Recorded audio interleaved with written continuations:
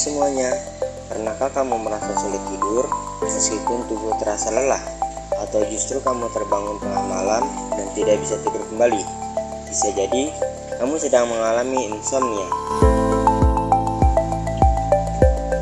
Apa itu insomnia? Insomnia adalah gangguan tidur yang ditandai dengan kesulitan untuk memulai tidur, mempertahankan tidur, atau bangun terlalu pagi tanpa bisa tidur kembali. Menurut American Psychiatric Association (APA) 2013, insomnia menjadi masalah ketika kondisi ini menyebabkan gangguan fungsi sehari-hari, seperti kelelahan, sulit fokus, hingga perubahan suasana hati. Menurut Halodoc, insomnia adalah gangguan tidur yang ditandai dengan kesulitan untuk tidur atau tetap tertidur. Penyebabnya bisa sangat beragam, mulai dari masalah fisik hingga kondisi mental tertentu.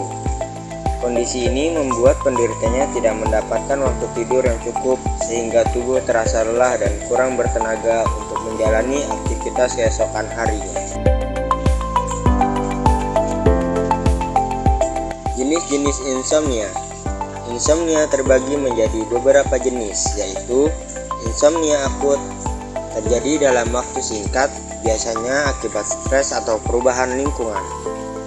Insomnia kronis, berlangsung minimal 3 kali seminggu selama 3 bulan atau lebih. Insomnia primer, tidak terkait dengan kondisi medis lain.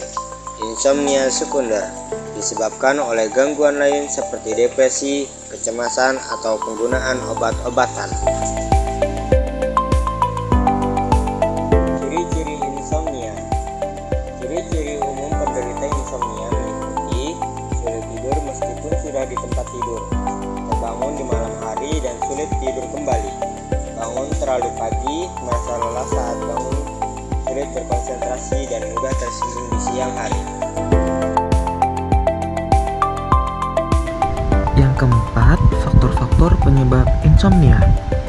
Menurut teori psikologi, insomnia dipengaruhi oleh berbagai faktor. Kita akan bahas berdasarkan 2 faktor utama.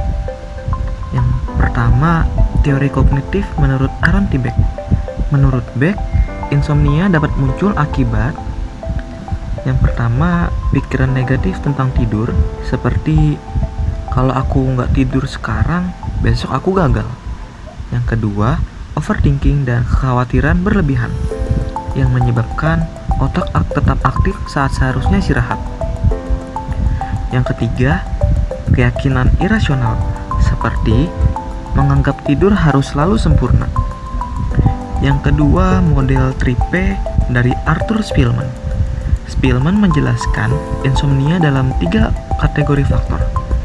Yang pertama, predisposing atau faktor bawaan, kepribadian cemas, perfeksionis, dan riwayat keluarga.